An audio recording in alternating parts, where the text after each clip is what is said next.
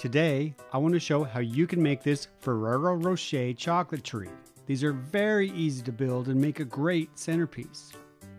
Here's what you'll need to get started. Find a container that's roughly 6 inches tall and 6 inches wide at its largest diameter. Get a 3/4 inch wooden rod that's at least 18 inches long and a 6-inch styrofoam ball.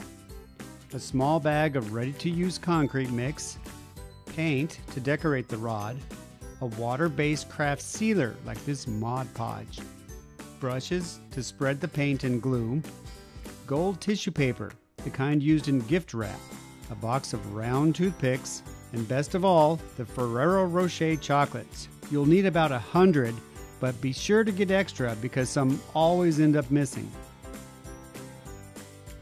To begin building the tree, mark and cut the wooden rod at 18 inches. Both ends are hidden, so don't worry if the cut isn't perfect. Using a standard size rod, you'll end up with 2 matching pieces. Next, begin to paint the rod, or the tree's trunk. For the base coat, I recommend gold metallic paint. Notice that about 2 or 3 inches on each end doesn't need to be painted and can be used for support. Once the base coat dries, sponge on dark brown paint to add contrast and create depth. Together, all these colors work well to complement the chocolate's packaging. If you have a 1/2-inch drill bit, use it, but otherwise use a kitchen knife to carve a 1/2-inch round hole in the styrofoam.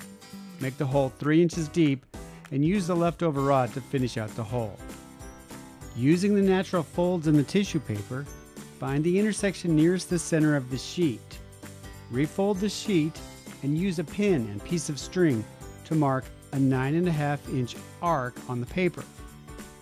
Cut the folded paper on this line, and when unfolded, the 9.5-inch radius will reveal a 19-inch circular sheet of paper, the perfect size to wrap the 6-inch ball. Next, cut 8 slits into the circle. Make the cuts halfway to the center of the circle and equally spaced. Place the styrofoam ball on the center of the circle with the hole facing up. Use a brush to spread the glue onto the section of the tissue paper. Carefully wrap the paper onto the sphere while forming the end of the section into the hole of the sphere.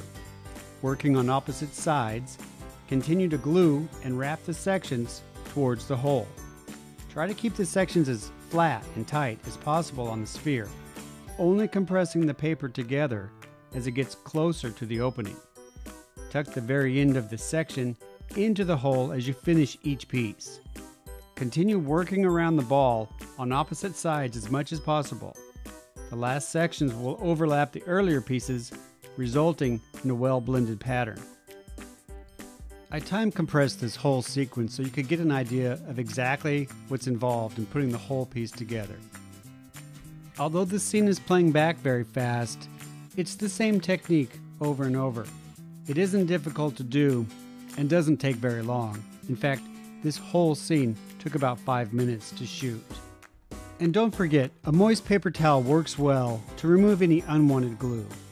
When all the sections have been completed, reinsert the rod into the opening to reshape the hole and to secure the ends.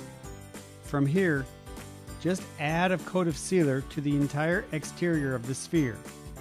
It dries completely clear and it keeps everything together and strengthens the paper. While it dries, you can continue working on the base of the tree. Once the paint on the rod is dry, attach a piece of string with a tack or a hook. If the container has a hole in the bottom, just cover it with a piece of tape. We'll use this inexpensive concrete to fill the base. Pour the dry mix into a bucket and slowly add water while mixing. Add more water and mix until everything is thoroughly blended together, but be careful not to add too much water. Check the directions for the recommended amount. A good blend has the consistency of thick oatmeal. When it's ready, fill the vase with the cement. Although the mixture looks lumpy here, it's actually quite moist. Smooth the concrete and insert the rod into the center of the vase, pushing it all the way to the bottom. Continue to smooth the surface, but don't tell my wife I used her kitchen tools to do this. Once everything's in place, it needs time to dry. To keep the rod straight, use the string to hold it in place. Just attach it to a table and position the vase so everything's aligned while it dries. With the ball on top of the completed base, begin placing the chocolates.